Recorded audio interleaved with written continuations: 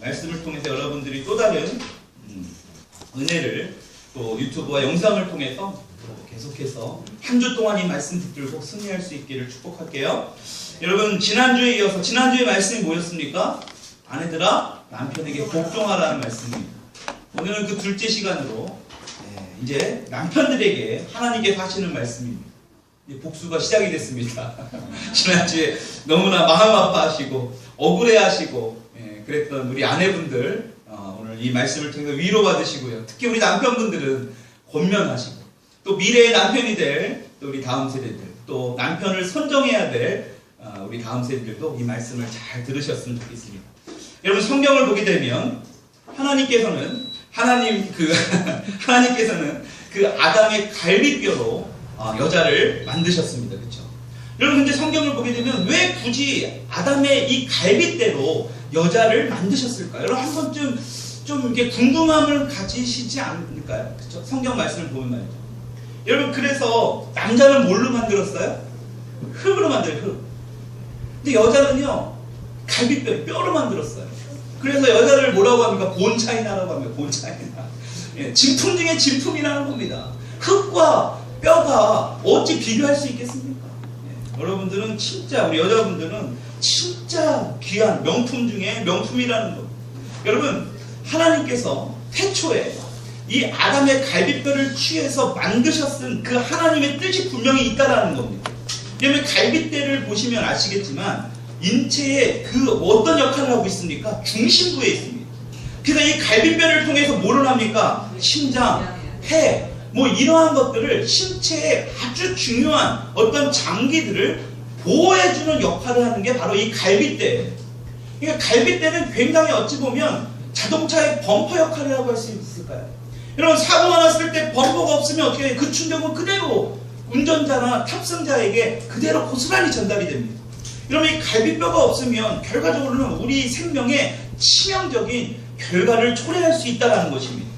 여러분, 그래서 이 갈비뼈는요, 부러지더라도 장기들은 안전하게 보호를 받게 됩니다. 여러분, 그래서 하나님께서 사람을 창조하실 때에 이런 것까지 다 생각하셔서 만든 거예요. 그냥 대충 만드신 게 아닙니다. 여러분, 하나님께서 여자를 갈비뼈로 지으신 이유는 남자에게 있어서 여자가 갈비뼈처럼 굉장히 중요한 존재다. 여러분, 오늘 우리에게 말씀하시는 하나님의 태초에 창세기를 통해서 여자를 최초로 지을 때에 아담이 잠들었을 때 갈비뼈를 취해서 만드셨던 이유가 바로 여기에 있다. 뭐라고요? 남자에게 있어서 굉장히 중요한 존재다. 우리 남자 집사님들 뭐라고요? 남편에게 있어서, 남자에게 있어서 여자가 굉장히 중요한 존재다. 굉장히 중요합니다. 오늘 또 마침 또 바로 옆에 앉으셨네요. 네. 보기 좋습니다. 굉장히 중요한 존재라는 겁니다. 여러분, 남자에게 있어서 돕는 배필이라고 성경은 분명히 말씀하고 있어요. 그러니까 여자가 없어서는 안 되는 겁니다. 굉장히 중요한 역할인데 아담은 이러한 하나님의 뜻을 알았습니다. 그래서 창세기에 하나님께서 최초에 지어주신 그 하와를 보고, 여자를 보고 뭐라고 고백합니까? 이는 내 뼈 중에 뼈요, 살 중에 살. 여러분, 아내분들을 보고 한번 이렇게 고백하세요. 내 뼈 중에 뼈요, 살 중에 살을 봐주세요. 좀 나 아내분들 한번 해보세요. 고백해보세요. 내 뼈 중에 뼈요, 살 중에 살이요. 눈을 마주치면서. 왜 눈을 피하는 거예요 도대체? 내 뼈 중에 뼈요, 살 중에 살이요. 빨리 해요, 빨라. 우리 남편분들, 우리 아내 눈을 보고요. 내 뼈 중에 뼈요, 살 중에 살이라. 네? 몰라요? 무슨 말인지? 네, 내 뼈 중에 뼈요, 살 중에 살이라. 네. 아담이 이렇게 고백하고 있는 거예요. 여러분, 그래서 남편 대신 이 성도님들이요, 아내를 어떻게 대해야 한다는 겁니까? 내 몸같이, 어떤 내 뼈같이, 내 살같이 아껴주고 사랑해 주어야 된다는 거죠. 지난주에 아내들아 남편에게 복종하라 라고 말씀했잖아요. 그쵸? 근데 우리 막내가 또 말하면 또 째려보는데 지금 우리 막내가 바로 그 얘기를 하더라고요. 아빠, 남편들은 아내를 사랑하고 괴롭게 하지 말래요. 이 얘기를 한 2번인가 3번 연속으로 들었습니다. 엄마를 괴롭게 하지 말라고. 다음 주에 그 말씀을 전할 거라고 했는데요. 여러분, 아내를 괴롭게 하지 말라고 분명하게 말씀하고 있습니다. 여러분, 정확하게 표현하자면 내 몸에서 가장 중요한 부분들을 감싸고 있는 이 갈비뼈처럼 가장 소중한 부분을 대하듯이 아내를 우리 남편들이 대해야 된다라는 것입니다. 오늘 저에게도 하는 말씀입니다. 여러분, 오늘 본문과 거의 흡사한 에베소서 5장 28절, 이 골로새서 말씀과 굉장히 흡사한 에베소서 5장 28절에도 이렇게 말씀합니다. 우리 남편들이 크게 한번 읽어봅시다. 시작. 이와 같이 남편들도 자기 아내 사랑하기를 제 몸같이 할지니 자기 아내를 사랑하는 자는 자기를 사랑하는 것이다. 여러분, 아내를 사랑하는 게 뭐라고 말씀하고 있습니까? 자기를 사랑하는 거예요. 여러분, 여자는 남자로부터 나왔기 때문에 남편이 아내를 사랑하는 것은 결과적으로 뭐예요? 나를 사랑하는 것입니다. 여러분, 에베소서 5장 25절에도 이렇게 말씀합니다. 같이 한번 읽어볼까요? 시작. 남편들아, 아내 사랑하기를 그리스도께서 교회를 사랑하시고 그 교회를 위하여 자신을 주신같이 하라. 여러분, 우리 신랑 되시는 주님께서 신부된 우리들을 얻으시고자 자신의 목숨까지도 다 내오셨어요. 그렇죠? 이 사실을 우리가 너무나 잘 압니다. 우리를 죽기까지 사랑했다라고 성경은 말씀합니다. 여러분, 남편들은 그러니까요, 이러한 예수님의 죽기까지 사랑한 그 사랑을 기억하고 자기 아내를 사랑해야 된다는 거죠. 여러분, 그런데 남편들이 아내를 귀히 여겨야 하는 가장 큰 이유가 정말로 중요한 그 말씀이 베드로전서에 기록되어 있어요. 3장 7절 한번 볼까요? 표준 새 번역으로 여러분들이 좀 읽기 더 쉽게끔 번역해 놓은 성경 말씀입니다. 똑같은 성경 말씀이에요. 약간 번역만 달라질 뿐입니다. 의미는 똑같습니다. 같이 한번 읽어볼게요. 시작. 남편 여러분, 이와 같이 여러분도 아내가 여성으로서 자기보다 약한 그룹인 늘 이해하고 함께 살아야 합니다. 그리고 생명의 은혜를 함께 상속받을 사람으로 알고 존중하십시오. 그렇게 해야 여러분의 기도가 막히지 않을 것입니다. 여러분, 굉장히 중요한 거. 여러분, 그 당시에는요, 여성을 버리는 것, 결혼했다가 이혼하는 것, 여자가 남편에게 이혼을 요구하는 것은 굉장히 힘들지만 남편이 여자를 버리는 것은 아무것도 아닌 거예요.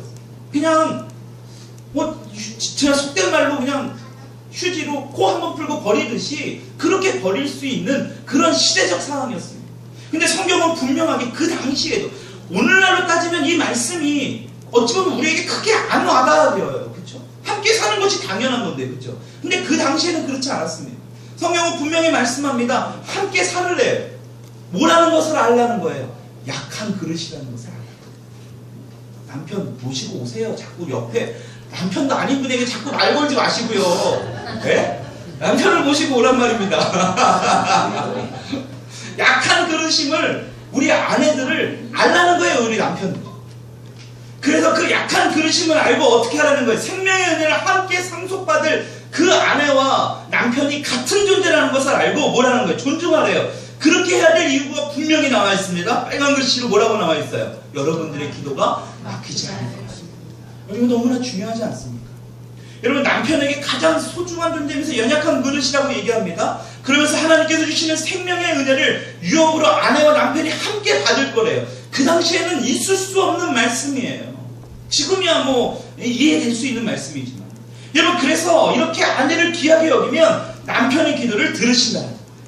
여러분, 우리 남편들 기도가 잘 되지 않습니까? 응답이 잘 이루어지지 않아요? 아내를 소중히 여기고 귀하게 여길 수 있기를 주님의 이름으로 축복합니다. 여러분, 성경은 분명히 말씀하세요. 우리 남편들이 아멘 하셔야죠.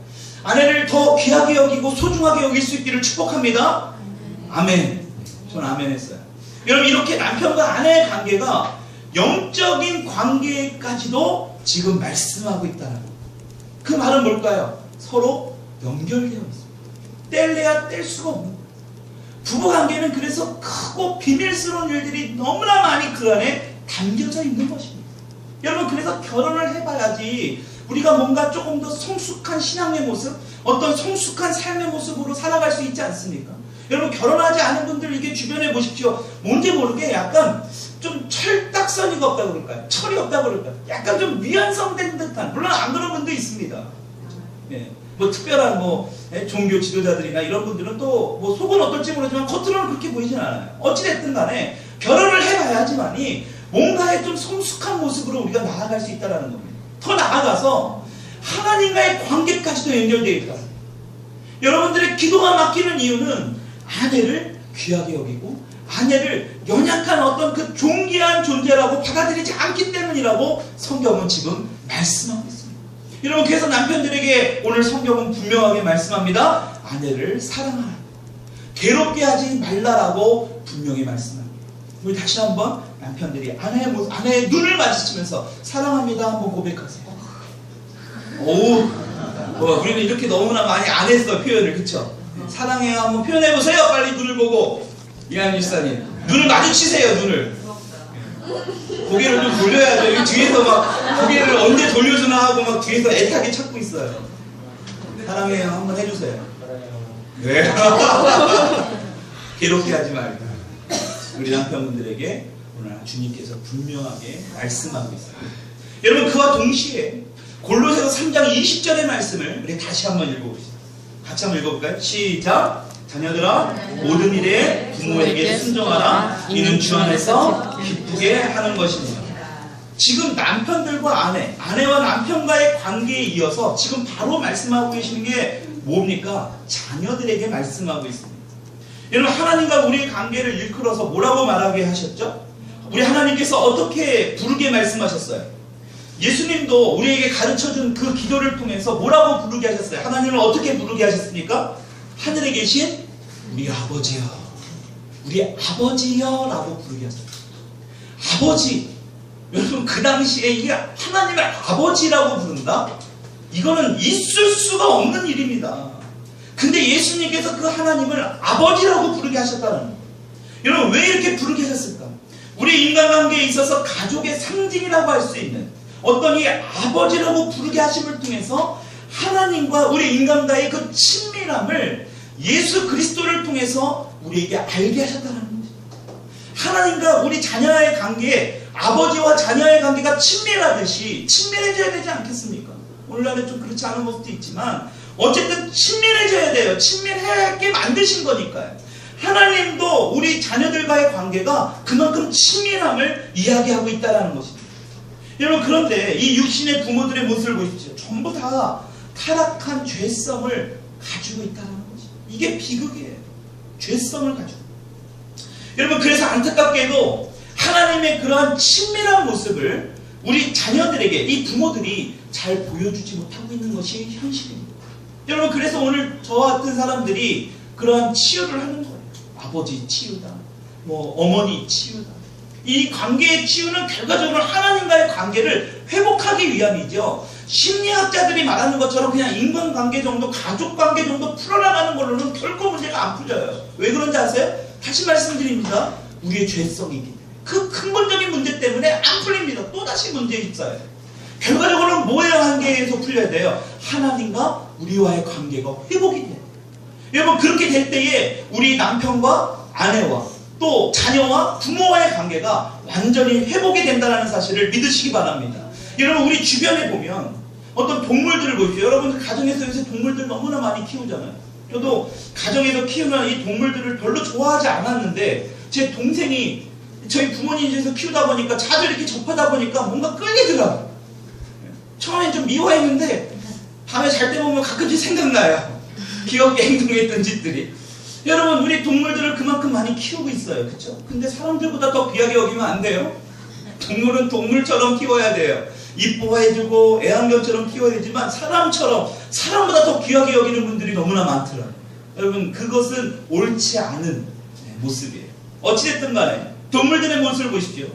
여러분, 동물들을 보게 되면 태어나자마자 어떻습니까? 바로 걸어요. 강아지도 보면 바로 조금만 있으면 걸어요. 그렇지 않습니까? 근데 그에 반해 우리 인간은 어떻습니까? 적어도 1년이라는 시간이 필요합니다. 적어도 1년이라는 시간. 그리고 게다가 스스로 자립하기까지는 얼마나 많이 걸립니까? 수십 년이 걸립니다. 그렇죠? 우리가 이런 것을 너무나 잘 알잖아요. 그래서 이 가정이라는 구조는요, 하나님께서 태초부터 만드실 때 굉장히 뭔가 스페셜하게, 특별하게 생각하시고 만드신 게 우리 가정입니다. 우리 인간에게만 이것이 해당되잖아요. 다른 동물, 어떤 동물이 우리 인간처럼 그런 동물이 있겠습니까? 어떤 동물도 그렇지 않아요. 금방 자립하고요. 금방 자신들의 삶을 통해서 나갑니다. 요새 무슨 다큐멘터리를 통해서 뭔가 가정의 끈끈한 가족들의 애를 막 보여주려고 하죠. 여러분, 그것은 편집이에요. 실질적인 거는 자기들이 먹는 것을 통해서 심지어는 어떻게 하면 물어뜯고 죽입니다. 그게 동물이에요. 근데 그런 것들은 안 보이잖아요. 뭔가 막 애틋하게 뭔가 위하는 이런 것만 다큐멘터리로 우리의 감상을 막 자극합니다. 여러분, 그러나 결코 동물과 우리 인간은 완전히 달라요. 우리 인간의 하나님이 그렇게 만드셨기 때문에. 여러분, 부모들은요, 이 자식을 양육하는 이 과정이 있습니다. 그렇죠? 수년을 키워야 되니까, 자식파도. 여러분, 그 과정이 어떻습니까? 너무나 고생스럽고, 너무나 아픔과 어떤 희생이 동반된 이 과정이 된다는 것입니다. 여러분, 그것은요, 지금 우리 자녀들은 몰라요. 부모가 되지 않으면 그 부모가 얼마나 자녀를 키우는 것이 이렇게 어렵고 힘든지는 절대 알 수 없습니다. 여러분, 그래서 많은 수고와 희생을 경험하면서 어떻습니까? 하나님께서 원하시는 그 자녀의 모습으로 우리가 잘 양육할 수 있도록 만들어 가야 되지 않겠습니까? 여러분, 그래서 하나님께서 원하시는 그 단계까지 우리 자녀들을 양육하는 것이 결코 쉬운 일이 아니라는 것입니다. 그래서 우리 부모들은요, 많은 시행착오를 겪어요. 그래서 때로는 자녀들과 함께 우리도 성장한다고 하잖아요. 그렇죠? 우리가 커 나가는 거예요. 자녀들의 모습을 보면서 우리 어른들도 겉모습은 다 큰 성인인 것처럼 보이지만 우리의 내면도 함께 성장해가는 거예요. 우리 자녀들이 때로는 속상하게 하고 마음 아파하게, 때로는 아프고, 그렇죠? 그런 것들 보면서 눈물을 흘리고 남몰래 뒤에서 고생하고 속상해하면서 뭐 하는 겁니까? 자녀들과 함께 성장해가는 거예요. 그게 하나님께서 우리에게 허락하신 가정이에요. 여러분, 하나님께서 원하시는 그 단계까지 나아가야 돼요. 그 단계가 어디입니까? 바로 하나님의 말씀을 알아가게 잘 양육해야 돼요. 어렸을 때부터 그 하나님의 말씀에 순종하는 그 습관을 잘 들여야 됩니다. 여러분, 그래서 성인이 되어서는 어떻게 됩니까? 세상에 물들지 않고 하나님의 자녀로서 잘 살아갈 수 있도록 우리가 잘 양육해야 돼요. 그리고 가장 중요한 거, 부모를 떠나서 독립적으로 살아갈 수 있도록 우리가 최종적으로 이 단계까지 해야 하는 것이 우리 부모들이 해야 할 일이라는 것입니다. 여러분, 그래서 우리 부부관계의 중요성뿐만이 아니라 이 부모와 자녀의 관계도 굉장히 중요하다는 것입니다. 여러분, 하나님께서는요, 이러한 역할을 잘 감당하라고 우리에게 가정을 주신 거예요. 근데 우리가 어떻다고요? 우리 본성이 죄가 너무나 가득해. 죄성이 너무나 많이 있습니다. 그래서 이 부패한 죄성 때문에 서로 간에, 부모와 자녀 간의 관계, 또 자녀도 부모와의 관계에 있어서 굉장한 아픔과 상처를 주고받게 된다는 거예요. 우리 자녀들이 착각하는 게 있더라고요. 부모들은 상처를 안 받을 줄 알아요. 자기들이 어떠한 행동에도 부모들은 어른이기 때문에 상처를 안 받는다고 생각해요. 여러분, 천만의 말씀이에요. 우리 자녀들 잘 들으세요. 우리 부모님들도 엄청난 상처를 받습니다. 여러분들의 말 한마디, 여러분들의 행동 하나에 우리 부모님들도 굉장한 상처를 받는다라는 거예요. 여러분, 그래서 부모에게만 여러분들이 상처를 받는 것이 결코 아니라는 것입니다. 여러분, 자식을 잘 키우고 싶지 않은 부모는 그 누구도 없습니다. 근데 마음대로 되지 않는 것이 자식 농사예요. 옛날 말도 그랬잖아요. 그렇죠? 옛날 어른들이. 자식 농사처럼 내 마음대로 되는 것이 없고, 정말 힘든 것이 사실은 자식 양육입니다. 여러분, 자녀들도 이 부모를 제일 먼저 존경하고 또 자랑스러워해야 돼요. 그렇지 않습니까? 우리 부모도 마찬가지지만 자녀들 또한 부모를 향할 때에 굉장히 부모를 가장 먼저 존경하고, 하나님 다음으로 말이죠, 가장 먼저 공경해야 될 대상입니다. 근데 점점 성인이 되고 점점 커가면서 어떻습니까? 부모들과 가까워지는 게 아니라 서로 대화가 단절되기 시작하고 부모와 점점 더 멀어지는 우리의 가정의 모습을 볼 수 있습니다. 그리고 어떻습니까? 마음문을 닫아버려요.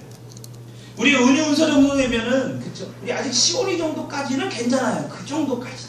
근데 이제 중학교 사춘기를 막 지나서 이제 성인이 되는 그 시기까지 가게 되면 하나같이 부모님들이 하는 말이 있어요. 자녀들과 함께하는 시간이 너무나 부족하다는 거예요. 그럴 줄 알았으면 더 어렸을 때 함께할 거예요. 그렇죠? 많은 후회를 합니다. 여러분, 이만큼 우리가 성장하면서 결과는 뭘까요? 부모와 자녀의 관계가 점점 멀어지고 있는 이러한 엄청난 비극을 우리가 경험하고 있다는 거예요. 여러분, 그리고 이렇게 부모로부터 받은 상처가 있습니다. 그렇죠? 나중에 사춘기를 지나게 되면 이 자녀들이 어떻습니까? 결국에는 그 상처를 다시 부모에게 되돌려줘요. 그 부모님들은 막 속상해 하잖아요. 자녀가 막 말을 안 듣고, 때로는 탈선하고, 때로는 뭐 여러 가지 끔찍한 일들을 막 합니다. 그렇죠? 부모의 말에 순종하지 않아요. 그래서 막 괴로워해요. 근데요, 그것은 가만히 잘 생각해 보세요. 내가 심어준 것을 다시 되돌려받는 거예요. 그 자녀들의 모습을 잘 보십시오. 결과적으로는 누구에게 이것을 이야기하는 것이냐? 바로 부모에게 이야기하는 거예요. 부모에게 보복하는 겁니다. 내가 제대로 한번 망가져줄게. 엄청난 부모에 대한 보복이 그 아이들에게 가장 그 밑바닥에 많이 깔려있는 거예요. 근데 그 부모들이 그걸 몰라요. 여러분, 그래서 그 자녀들하고 대화를 하고 그 상처를 조금씩 치유하면서 접근해 나갈 때 보면 그 부모에 대한 증오가 엄청나게 크게 도사리고 있는 것을 볼 수 있어요. 그거는요, 우리 자녀들뿐만이 아니에요. 우리 어른들에게도 나타날 수 있어요. 그것이 지금 현재 우리 여러분들의 부모는 다 돌아가시고 세상에 없을지 모르지만 여러분들 안에 있는 여러분들이 권위를 순종하고 따라야 될 어떤 때로는 남편이 될 수도 있고요. 또 여러분들의 직장 상사가 될 수도 있고 나아가서 교회 안의 목사가 될 수도 있어요. 더 나아가서는 하나님께 될 수 있어요. 사실은 진짜 부모에게 받았던 그 상처를 되돌려주고자 하는 그 마음을 안갚음하고자 하는 그 마음을 가만히 도사리고 있는 거예요. 그리고 어떻습니까? 내 마음에 들지 않을 때에 그런 권위자들과 부딪힘이 있는 것입니다. 여러분, 그럼을 통해서 여러분들의 내면의 모습을 돌아볼 수 있기를 원합니다. 우리 자녀들도 똑같아요. 부모에게 되돌려주려고 하는 거예요. 여러분, 하나님께서 주신 이 귀한 가정 아닙니까? 여러분, 그럼에도 불구하고 우리의 죄성 때문에 이전이나 지금이나 많은 가정들이 문제 가운데 살아가고 있다는 것입니다. 그래서 이 문제를 해결하기 위해서 우리 주님께서 우리 자녀들에게 분명하게 말씀하고 있습니다. 자녀들만 한번 읽어봅시다. 20절 말씀이에요. 어떻게 말씀한다고요? 골로새서 3장 20절 시작. 자녀들아 모든 일에 부모에게 순종하라. 여러분, 여기 있는 부모들도 어찌 보면 자녀이잖아요. 그렇죠? 부모이기 전에 자녀예요. 어찌 보면 이 메시지를 통해 부모가 아닌 어떤 자녀의 입장에서 잘 들어보시길 바랍니다. 여러분, 지금 우리 주님께서요, 자녀들에게 주시는 권면의 말씀, 부모에게 순종하라고 합니다. 그리고 그 앞에 뭐가 붙어 있습니까? 모든 일이에요. 모든 일. 그냥 내가 순종할 것만 순종하는 게 아니라 모든 일에 순종하라고 합니다. 여러분, 굉장히 중요한 말씀이에요. 여기서 지금 순종하라는 이 말씀의 원어의 뜻을 보면요, 무슨 뜻이 있느냐? 귀를 잘 기울여서 듣다라는 뜻이 있어요. 순종한다라는 게 그냥 내가 그 말씀만 들고 이해하는 정도로 끝나는 게 아니라 그 말씀에 귀를 기울여 듣는 거예요. 그리고 부모가 자녀에게 무슨 말을 할 때에 귀를 잘 기울여서 들어서 그 순종하는 마음을 가지고 결국엔 뭐예요? 행동에서도 순종하라는 거죠. 그냥 마음으로만 이해하는 것에서 끝나는 게 아니라 귀에서 잘 그 마음에 아버지의 말씀, 어머니의 말씀을 잘 귀 기울여서 들어서 그 말을 잘 듣고 행하라는 뜻이 이 순종하라는 그 단어의 원어의 뜻이라는 것입니다. 여러분, 이 말씀은 우리가 학교 다닐 때에 도덕, 어떤 윤리 이런 시간에 지겹도록 수업 시간에 들었어요. 여러분, 근데 그 정도로 치부될 수 있는 말씀이 아니에요. 부모에게 공경하라는 이 말씀은요, 유교적인 어떤 덕목을 말씀하는 게 아닙니다. 이건 뭐예요? 하나님의 명령. 뭐라고요? 하나님의 명령. 오늘날 우리가 이 세상에 부모의 권위가 어떻습니까? 바닥에 떨어지고 있는 세상에 살아가고 있어요. 부모를 존경하고 공경하는 이 시대가 이제 뭐 기대도 안 하고 있는, 너는 너 나는 나, 어떤 이 가정이 점점 해체되고 있는 이 시대에 오늘 주님께서 분명하게 말씀하고 있습니다. 부모들을 아무렇게나 대하고, 그렇죠?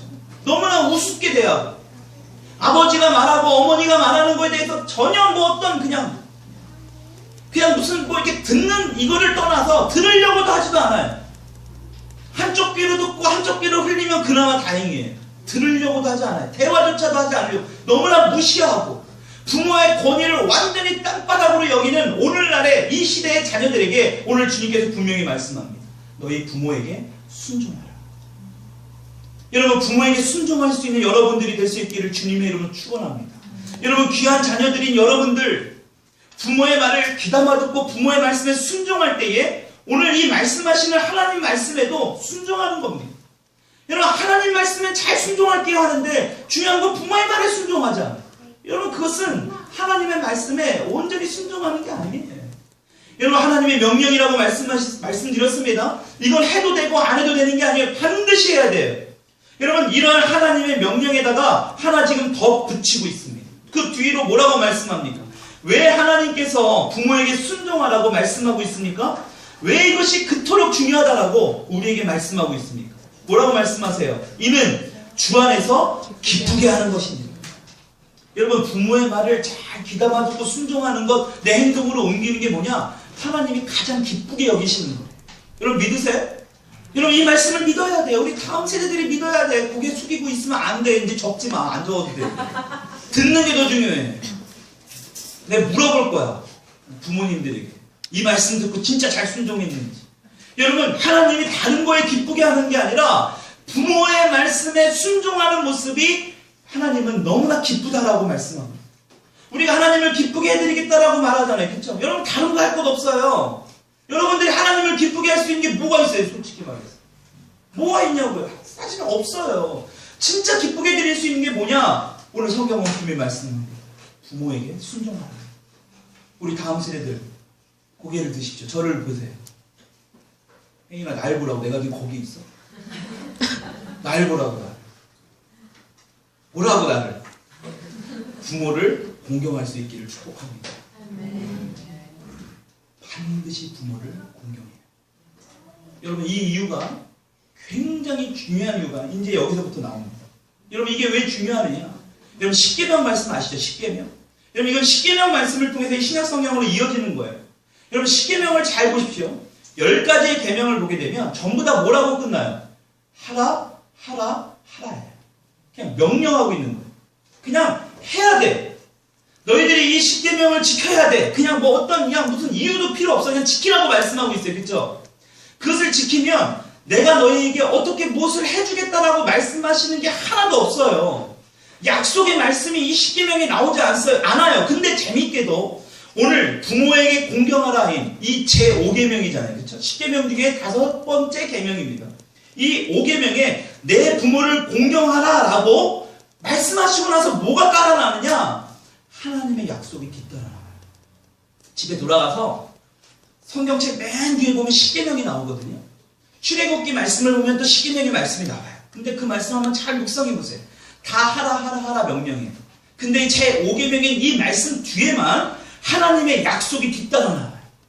여러분 왜 그랬을까? 여러분 이거를요 말씀을 보면서 우리가 좀 생각을 해야 돼요. 왜 이렇게 약속이 뒤따랐을까? 여러분 그만큼 이 말씀이 부모를 공경하라는 이 계명이 너무나 중요하다는 거예요. 너희들이 다른 계명도 너무나 중요하지만 반드시 이 계명은 너희들이 꼭 지켜야 되는 거예요. 여러분 그래서 이 계명을 지키면 하나님께서 이렇게 너희에게 해줄게 라고 약속하는 거예요. 여러분 이 말씀을 준비하면서 제가 딱 생각했어요. 여러분 치과 치료할 때 우리 아이들이 가장 싫어하는 게 치과 치료예요. 은유가 지난주에 치과 치료하는데 너무 고생했더라고. 신경치료 받으면서. 너무 힘들잖아요. 그렇죠? 우리 큰아이 우리 도윤이도 굉장히 힘들었습니다. 치과 치료 받을 때. 여러분 근데 치과 치료 받을 때 우리가 부모에게 흔히 어떻게 얘기합니까? 딱 설득시키는데 설득하는 방법 중에 하나가 뭐예요? 장난감 사주겠다. 그동안 네가 갖고 싶었던 어떤 거라도 다 얘기해. 사줄게. 어떻게 하면 치과 치료 받으면. 여러분 왜 이런 약속을 할까요? 치과 치료를 받지 않으면 이 충치 때문에 굉장히 위험해질 수 있는 거예요. 다시 말해 치과 치료 받는 것이 너무나 중요하기 때문에 내가 어떤 것을 너에게 사주더라도 내가 대가를 지불하고라도 그것을 하기를 원하는 그 부모의 마음이 있는 거 아니겠습니까? 여러분 지금 똑같아요. 하나님도 이 계명을 잘 들어서 부모의 말에 순종하는 것이 너무나 중요하다는 거예요. 그것을 하나님이 너무나 기쁘게 하다라고 골로새서 말씀을 통해서도 말씀하고 있는 거예요. 여러분 무슨 약속이 붙어있는지 볼까요? 출애굽기 20장 12절의 말씀입니다. 우리 같이 한번 읽어봅시다. 시작. 내 부모를 공경하라. 여기까지. 그러면 그 다음의 약속이 뭘까? 시작. 그리하면 내 하나님 여호와가 내게 준 땅에서 내 생명이 길리라. 아멘. 여러분 지금 뭐를 하나님이 약속하고 계세요? 제가 약속하는 게 아니에요. 하나님이 저와 여러분들에게 약속하는 거예요. 부모에게 순종할 때 이러한 약속을 너에게 해주겠다. 다른 9계명에는 이런 게 없어요. 그냥 무조건 지켜야 돼. 너희들 무슨 말도 하지 마. 무조건 지켜야 돼. 근데 이거는 너희들이 이 계명을 지키면 반드시 내가 이러한 약속을 해줄게.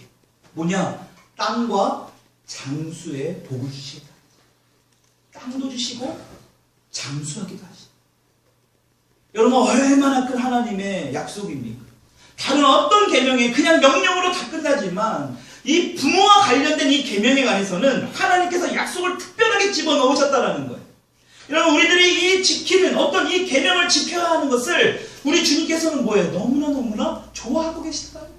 여러분들이 자녀들을 치카치로 잘 받고 나면 뭐예요? 가서 정말 원하는 거, 장난감이 됐든 원하는 모든 게 다 사줄 수 있는 거예요. 왜? 이 치카치료가 너무나 중요했기 때문에. 마찬가지입니다, 우리 주님도.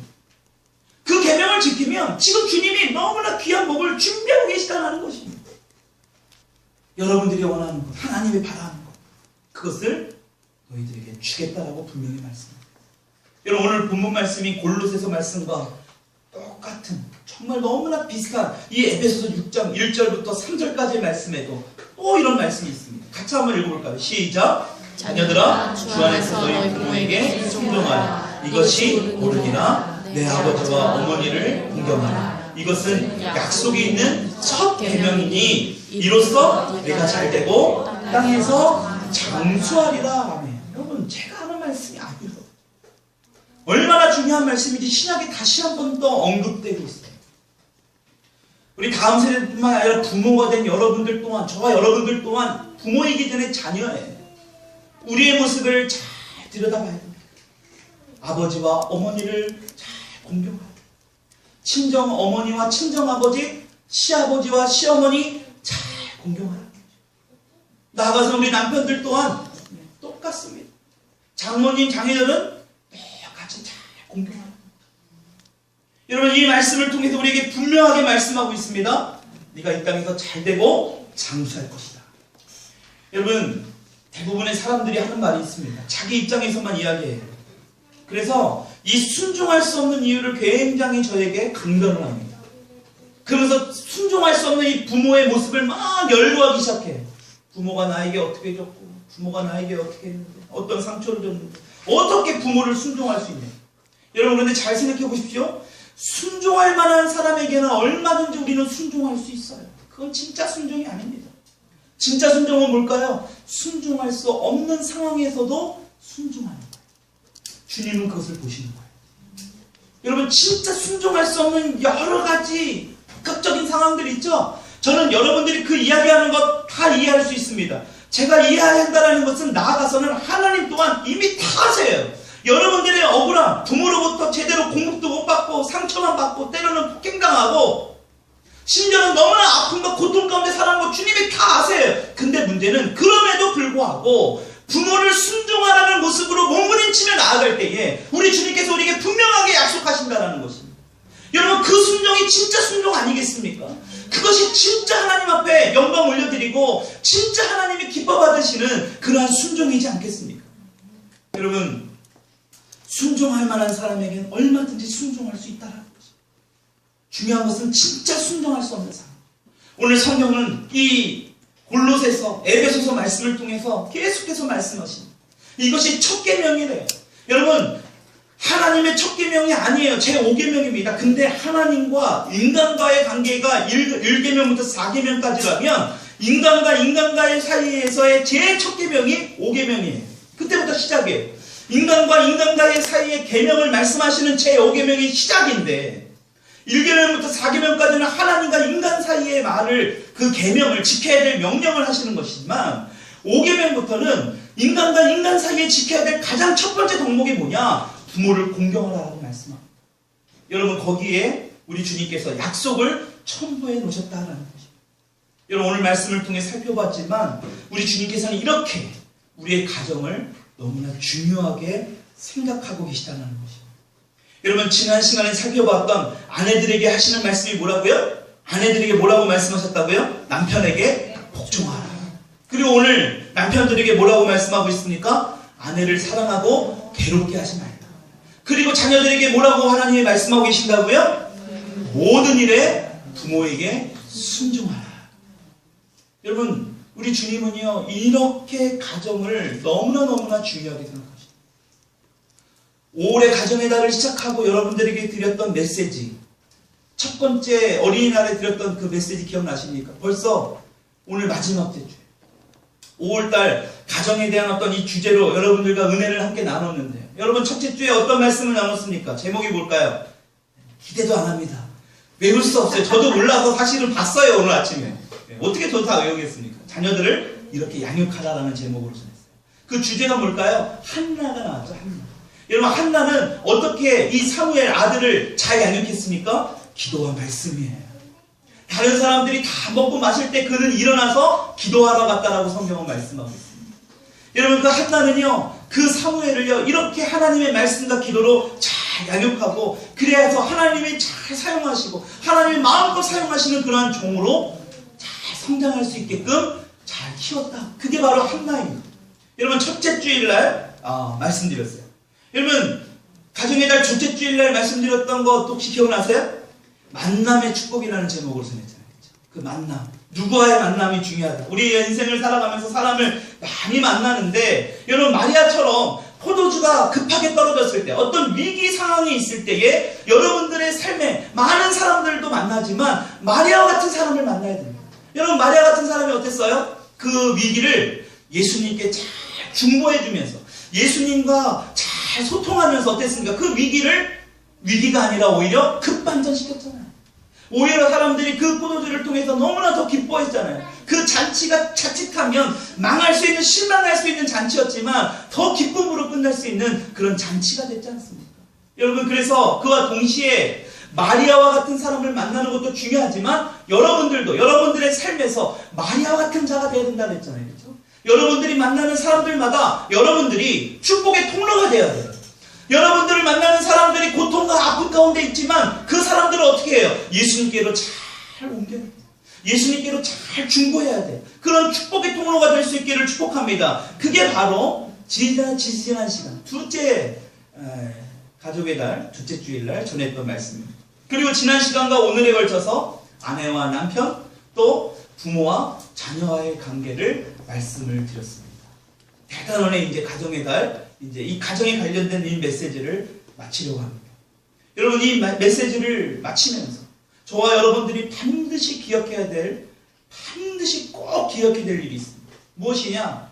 이 마귀는요, 마지막 때에 우리 가정을 반드시 공격합니다. 수많은 가정들을 깨려고 해요. 해체시키려고 합니다. 부모와 자녀 간의 관계를 끊어버리려고 하고요. 남편과 아내와의 관계를 깨트리려고 합니다. 결과적으로 뭘까요? 가정의 해체. 여러분, 그것을 이 세상과 많은 언론과 어떤 이 사회적인 분위기가 미화해요. 아름답게 포장합니다. 여러분, 그래서 가정이 깨지는 것이 굉장한 비극임에도 불구하고, 아픔과 고통이 있음에도 불구하고 그것을 부각시키지 않아요. 굉장히 포장해 놓습니다. 그래서 마치 우리도 내 삶이 있고 내 인생이 있고 내 남은 인생을 내 멋대로 내 마음대로 살아갈 것을 막 주장하고 있는 것이 오늘날의 이 환경들이 매스컴이고 방송이고 주변 사람들이 그렇게 만들어가고 있습니다. 여러분, 잘 보십시오. 저는 장담합니다. 그 사람들의 내면의 모습을 잘 보십시오. 갈급함이 있습니다. 그것을 결코 드러내지 않는 거예요. 여러분들을 결과적으로 그렇게 미혹시켜 놓고 그러한 갈급하고 그 갈급한 상태에서 따랐던 여러 가지 고통과 상처들을, 그곳을 여러분들을 다시 끄집어내는 거예요. 같이 고난의 길로 가기를 원하는 거예요. 여러분, 그것이 누가 하느냐? 바로 마귀 원수가 하는 거예요. 여러분, 그래서 마지막 때일수록 우리가 깨어있어요. 여러분, 가정을 위해서 기도해야 돼요. 여러분, 가정이 뭐라고요? 작은 교회라고 했잖아요. 여러분, 이 작은 교회인 우리 가정을 위해서 우리가 기도해야 돼요. 여러분, 도대체 언제 기도하십니까? 언제 기도하세요? 도대체 어느 시간에 기도하세요? 여러분, 기도할 수 있는 시간이 도대체 얼마나 됩니까? 제가 우리 목회를 하면서 가장 많이 듣는 것 중에 하나가 집에서 기도한다? 개인적으로 기도한다? 제가 이런 분들 치고 개인적으로 기도하고 집에서 기도하는 시간을 얼마나 되는지를 제가 거의 상상이 갑니다. 그냥 10전 기도 정도? 여러분, 1분, 1, 2분, 5분 정도 기도하는 걸로 이 세상의 원수 마귀를 이길 수 있습니까, 여러분? 결코 이길 수 없습니다. 여러분, 최소한 30분 이상 해야 돼요. 최소한 30분 이상 1시간씩 하셔야 됩니다. 처음에 힘들 수 있어요. 여러분, 그래서 뭐가 필요해요? 훈련이 필요한 겁니다. 여러분, 군대가 왜 훈련을 합니까? 군인들이 세상에서 살다가 총 들고 그냥 아무나 전쟁터에서 싸우게 하면 되잖아요. 왜 훈련이 필요합니까? 여러분, 기도도 하는 방법을 알아야 돼요. 여러분들 스스로가 훈련하고 여러분들 스스로가 했다는 분들, 자칭 어떤 분들인지 아세요? 원수가 공격하면 그대로 꼬꾸라집니다. 그러니까요, 교회 열심히 다닌다는 분들 잘 보십시오. 훈련이 안 된 분들은요, 금방 고꾸라져요. 여러분, 그것이 교회에서 이루어져요. 때로는 힘들어요. 귀찮아요. 여러분, 귀찮은 거 좋아하는 사람 그 누구도 없습니다.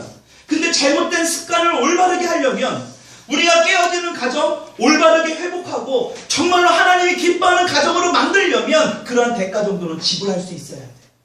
아무런 고통 없이 여러분들이 어떻게 그 대가를 받을 수 있겠습니까? 하다못해 우리가 운동 하나를 하더라도요, 엄청난 대가를 지불하잖아요. 삐고 다치고 아프고 그러면서도 어떻습니까? 나중에는 그 운동에 대해서 마스터를 하고 나면 굉장히 기쁨이 옵니다. 여러분, 똑같아요. 영적인 것도 반드시 훈련이 필요합니다. 여러분, 작은 교회인 가정을 위해서 기도할 수 있기를 축복합니다. 여러분, 최소한 30분이에요. 정말 그 가정을 위해서, 남편을 위해서, 자녀들을 위해서 울부짖으며 기도해야 돼요.